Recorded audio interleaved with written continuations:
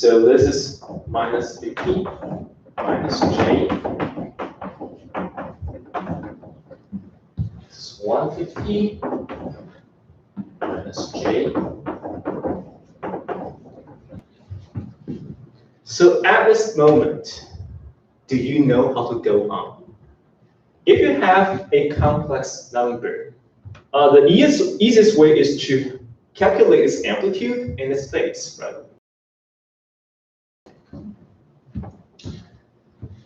So, without further complication,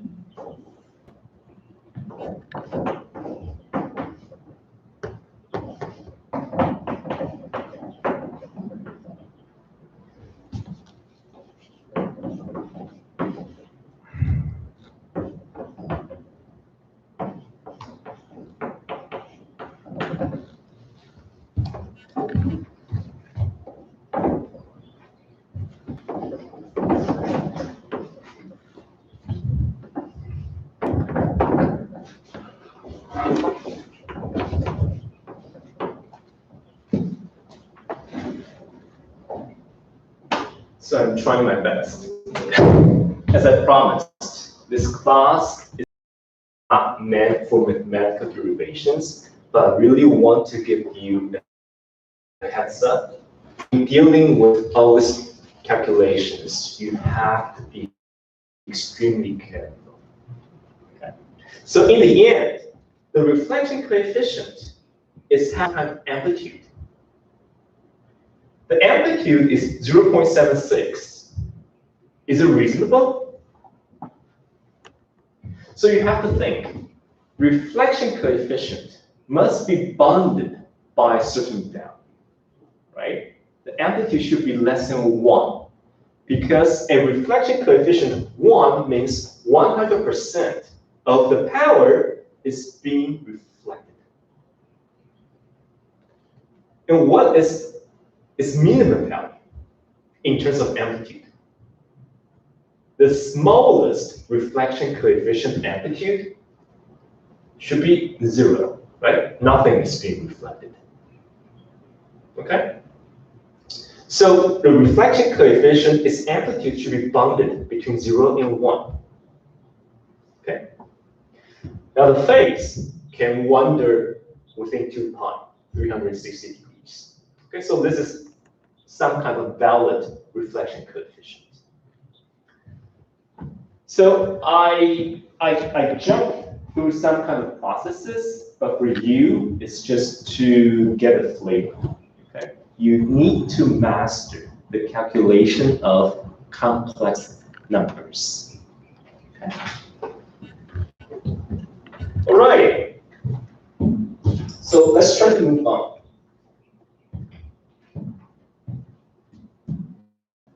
So there are a lot of potential loads.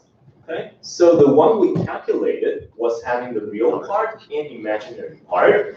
You can also have purely imaginary load, or you can have a shorted load, short circuit, or you can have open circuit, right? And purely inductive, purely capacitive loads. So all these would give you a different reflection coefficient in terms of its amplitude and phase responses. All right, so this page, probably different loads are going to appear in your examination. And by the way, homework number 1 is already out, so you are encouraged to start working on homework problems. Right? So you will get chances to practice in dealing with complex numbers. All right, so I don't want to jump into solving everything just now. I want to emphasize on the physics of having forward propagation wave and backward propagation wave. As we mentioned, when we have forward and backward propagating waves, we will have standing waves. 驻波, okay, standing waves. Of course, we're very happy. We only have the left, the single unknown left. V0 plus. But let's talk about standing wave in more details. So we know that the reflected wave, its amplitude is somehow related to the input voltage amplitude at the load, right? Due to impedance mismatch, you have partial reflection. So this is how the reflected voltage amplitude is related to the input voltage amplitude. And these two are the equations we're relying on, right? So now the voltage in the dimension of D, remember, D is negative Z, nothing more. It's just negative Z, nothing more, okay? So I can write voltage phasor as a function of space, but now the space is in D rather than Z. D equals negative Z. Current phasor as a function of space. So I have these two equations. Now the question is, once I have forward and backward propagating waves, what is that doing to my transmission line propagation behavior? How does it change the voltage and current as a function of space? Okay. So eventually, it's not a homework, it's just practice. Okay. So remember, we're trying to talk about standing waves now. Okay, so I need to do some more derivation again. So I want to remind you again, the reflection coefficient is sine. The reflection coefficient, or rewrite it using its amplitude and phase. Okay. So you know it has an amplitude and a phase, right? So now I can rewrite V as a function of D is V0 plus E J beta D plus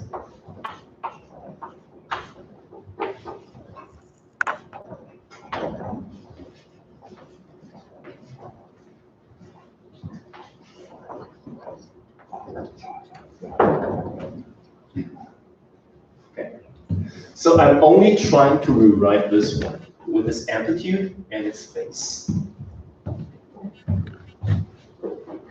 So I have a double negative so that recovers the phase to a positive value. Okay. So when we have a standing wave, what we really care about is the maximum value of voltage allowed for each single location. So we want to know this guy's amplitude. Okay. So this D's amplitude can be written as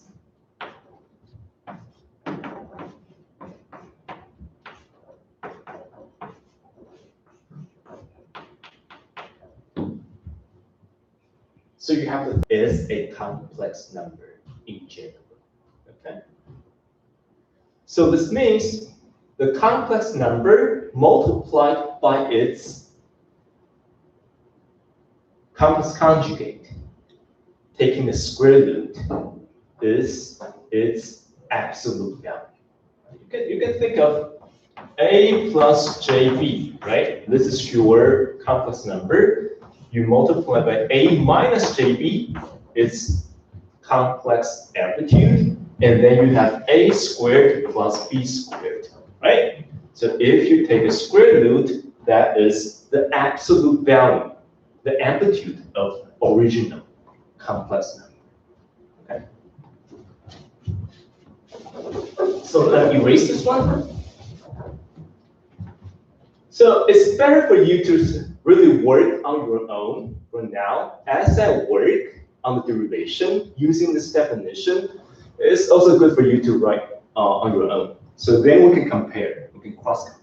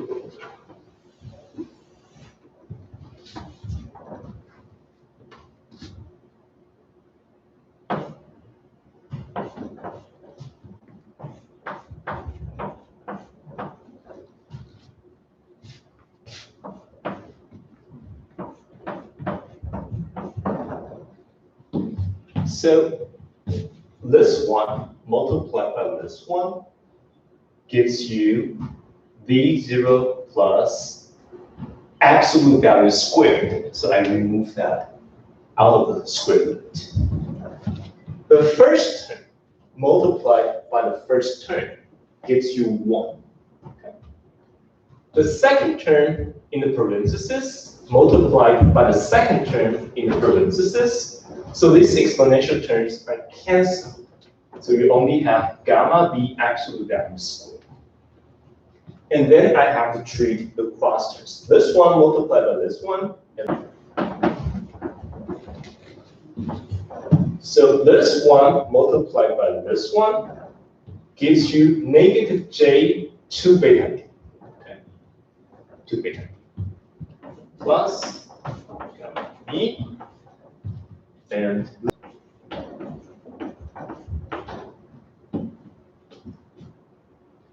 so if we take a look at these two terms are having the same amplitude, but the only difference is in the phasor. The plus exponential negative j theta is 2 times cosine. 2 cosine theta. Right?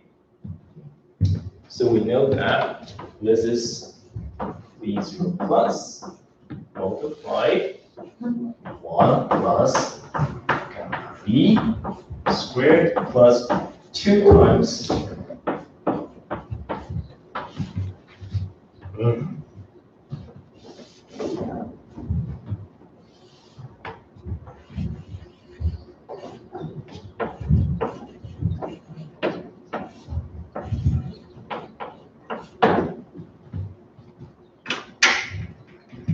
So if you compare to the first equation written down in the PowerPoint, I'm not too bad, right? I did the derivation correctly.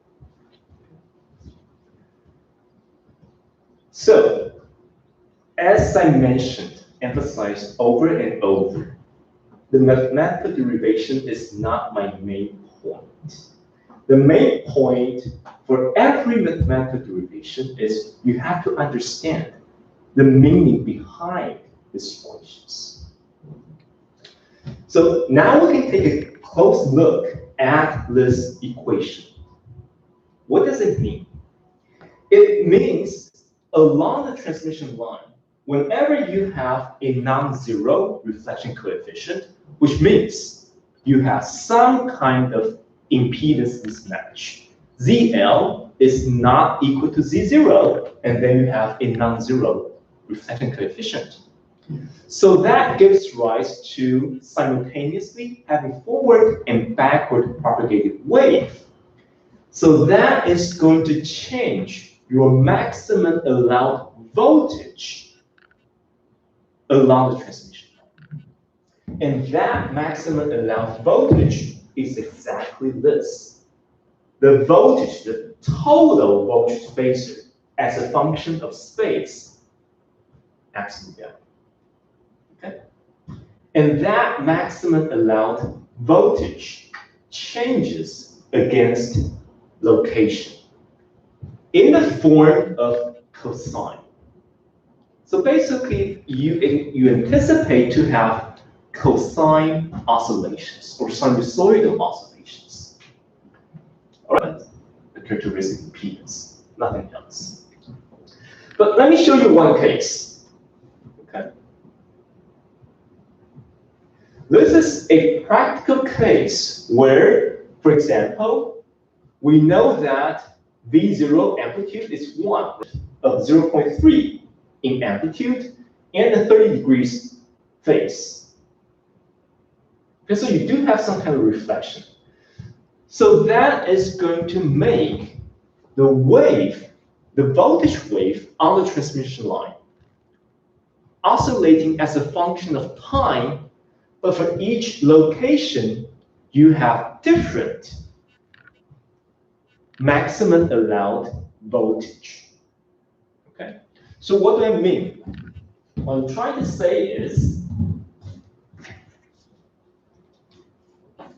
so you have your load and you have a transmission line.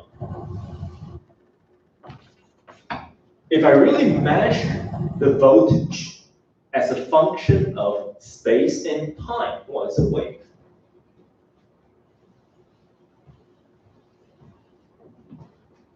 What's happening is the voltage will be clamped or formed or shaped. For example, your wave, your voltage is represented by the yellow stuff, right? Cosine is time changing. So the next moment, the voltage can be changed, but somehow the maximum value is limited by this white envelope. So what we just derived is the white envelope, but the voltage wave is the yellow trace, and it changes that we learned in the past. Okay? Along the device, you will have very different voltage distribution. So we need to pay special care, right? So I used to have a computer software which shows you a time varying wave, and it's clamped by this standing wave envelope. But now it cannot be played because Java is no longer supported. So I'll try my best. If I can recover the module, I can just show you again, right? So coming back to the part point,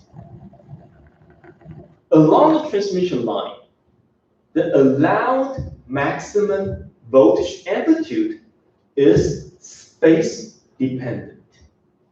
Okay, so at this moment, at this location, I can have the maximum voltage.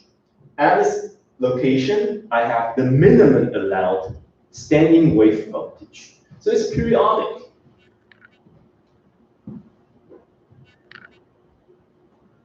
So now the question is, from that mathematical equation, this equation, what can we learn? Do we only learn the derivation, or we can learn some physical meaning and remember them forever? What is the meaning of 2 beta d?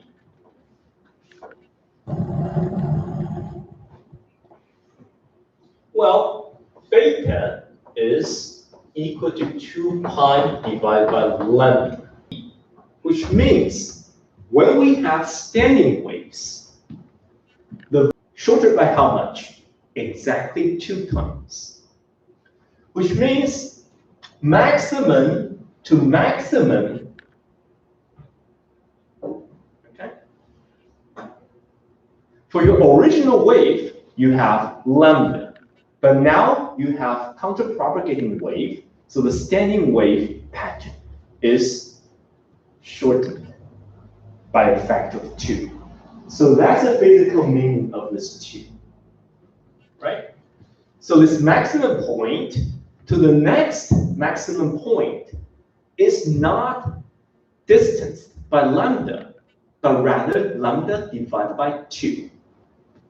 So is the distance from the first minimum point to the next minimum point is also distanced by lambda divided by 2. Okay.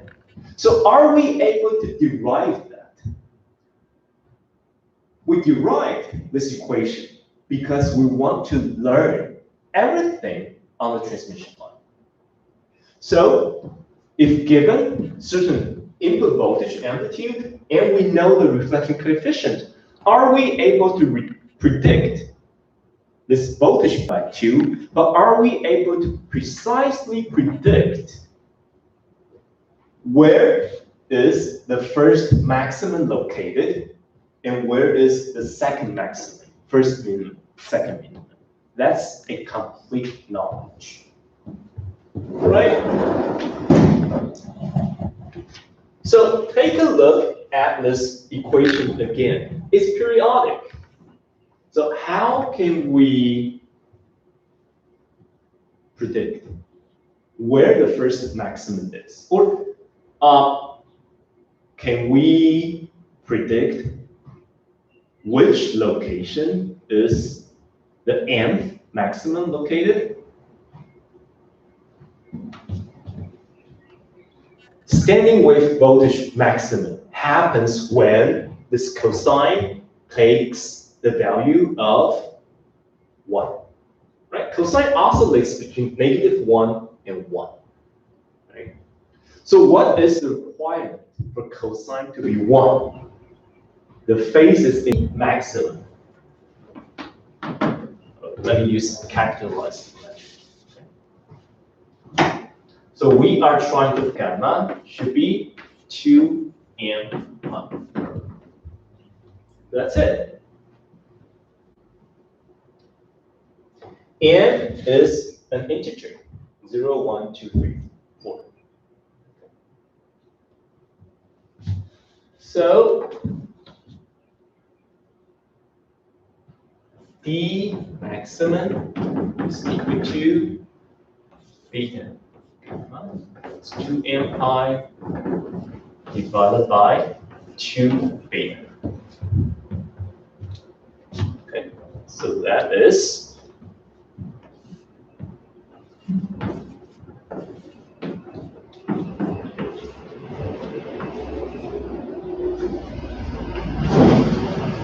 so you still remember beta is 2 pi divided by lambda. So that is 4 pi beta gamma lambda plus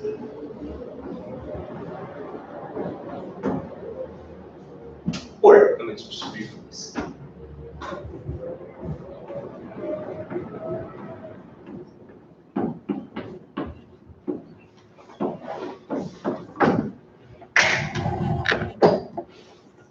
So take a good look at the derived result. Are you satisfied? You should be, because as we predicted, due to the fact now we have the 2 beta d, is making this cosine wave having a faster periodicity. So it repeats itself every lambda divided by 2, the next maximum location. And the separation, the distance between the 2 maxima is exactly lambda divided by 2. Okay? So how is this knowledge really helping us? As I said, we want to know everything on the transmission line. Okay? So for example, in this case, I already know that my reflection coefficient is 0.3 and having some kind of phase. So if on the examination I'll be asking you, I'm very nice, I gave you the reflection coefficient and its phase. And can I directly ask you, where is the first maximum located with respect to the load? Which means I want you to tell me, if I give you a load, what is this distance? You should, because all you have to do, let's just do it.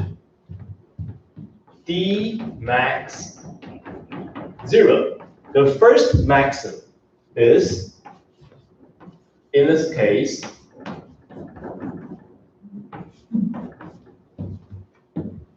m equals to 0, so you don't care about the second term.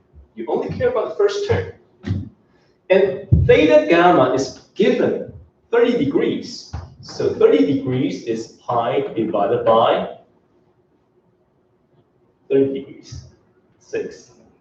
Right? Pi stands for 180 degrees. Divided by 4 pi lambda, so that is 24. Lambda divided by 24.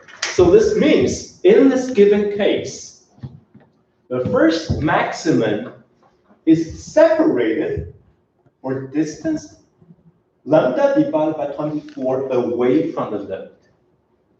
Okay? And then you add another 0.5 lambda, lambda divided by 2, you reach the second, the next maximum. All right? So in that case, although we don't yet know how to solve for the positive voltage amplitude, at least if this is given, we know everything on the transmission.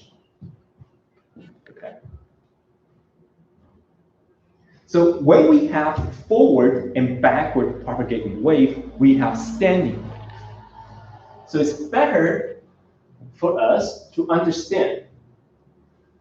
In this case, if we have a matched line, which means ZL equals to Z0, you have no reflection. If you have no reflection, you have no standing wave, right? So therefore, the maximum allowed voltage along the entire line are having equal value. If you short circuit the line, meaning the load impedance is 0, or you leave it open, so the load impedance is infinite, both cases would give you a reflection coefficient amplitude of 1. That's a situation where you have the maximum variation in the maximum allowed voltage. Okay? So if you want to create the strongest standing wave, you either want to short circuit your transmission line or you leave it open. If you don't like to have standing waves, you need to perform careful impedance matching. So impedance matching will be the main focus next Monday, right? Okay, so now we can have some definition, because in the future, when you buy a transmission line, as an engineer, do you want to repeat all this calculation so you know how strong a standing wave you can anticipate? So the answer is, people will give you the voltage standing wave ratio, VSWR. Okay? So that ratio is your maximum allowed voltage divided by your minimum allowed voltage. Okay? So in that case, if you take a look at the equation, the maximum allowed voltage is 1 plus gamma B, and the minimum voltage allowed is 1 minus gamma. So 1 plus divided by 1 minus. Okay? Now, a test to your understanding. If we have matched line, which means no standing wave, what would the standing wave ratio be? The voltage standing wave ratio. Matched. Matched means this is 0. So this S value should be 1. Okay, should be 1. This is the best transmission line that you can buy because 100% of the power is being delivered to the user. Okay, so you don't have reflection. You don't have reflection, you don't have standing waves. So this is the best transmission that you can hope for. But in practice, it's very difficult, right? So maybe you can buy some transmission line is spec'd with S equals 1.2, which is already great. So in the worst scenario, if the transmission line is shorted or opened, what would the voltage standing wave ratio be? Ask yourselves. In those cases, shorted or opened, as I showed you previously, the reflection coefficients for these two cases have amplitude, the absolute value of 1, right? So in the numerator, you have the strongest standing wave possible, you have infinite voltage standing wave ratio. So this S value swings between 1 to infinite. Okay, so that's the reason why I said if you as compared to infinite. So do we have questions up to now? I try to emphasize on the fact that once we have partial reflection, we will create standing waves. So I hope using those time, I was able to convince you voltage standing waves are giving some kind of new periodicity along the transmission line. The new periodicity is lambda divided by 2. But even though they are having voltage standing waves, we have the adequate knowledge to predict everything. Okay. So are there questions from the students at this moment?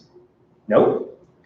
If not, I will use the next 10 minutes to really solve for everything on the transmission line. Okay? Essentially, we only need to solve for V0 plus. That's the only remaining unknown. So we only need to solve for that. We relied on the definition of the reflection coefficient, right? And we are now relying on these two equations. So at this point, at the load, I know everything, right? At the load, I can just walk back until I reach the input load plus the transmission line as a new load. Then I can have some equivalent model. Then I can formulate, or I can really calculate V0 plus. Okay? So the essence is I want to have a nice representation of the effective input impedance. Okay, so let's come back. Let's take a look at these two equations again. The first equation tells you the voltage phasor as a function of space. The total voltage is contributed by the forward propagated and the backward propagated voltage waves. And so are the currents. What happens if I directly divide the total voltage phasor by the total current phasor? V divided by I, by definition, is some kind of impedance, right? But in this case, this impedance is a function of space. Why? Because, as I mentioned, we have standing waves. right? The voltage are different along different locations. So if I perform a direct division, I now have a so-called wave impedance. Total voltage phasor divided by total current phasor gives you an impedance as a function of space. Okay? It's very messy, but you have the mathematical equations, so I'll skip the derivation. In the end, what you have to understand is the difference between the wave impedance and characteristic impedance. Characteristic impedance is a ratio of the forward voltage amplitude divided by the forward current amplitude, and the negative of the backward voltage amplitude divided by the backward current amplitude. But the wave impedance is just the total divided by total. Okay, so it's different. Characteristic impedance is a constant. It's not position dependent. But as I said, if with that knowledge, at any location, I can divide the total V by total I can view the load plus a certain segment of the transmission line as a new impedance. So that's like having this equivalent circuit. 带为你等效电路, right? Exactly in the same form. So all I have to do is at the input end, where my generator is connected to the transmission line. I started from the load. This is where I really know my backward voltage amplitude is. And then I walk for a length of L. I stop here, and I take a look back into the transmission line plus the load. And I ask myself, what is the effective impedance for the transmission line plus load? That's it. Z of D. And now you only have to replace D with L, the length of the transmission line. And that's it. Right? Just let D equals to L, and we should know everything. So this is what we're doing. Standing at the input end and looking to the right, which includes the entire transmission line and the load. That is my input impedance. So I want to skip all the mathematical derivation. I encourage you to work on your own.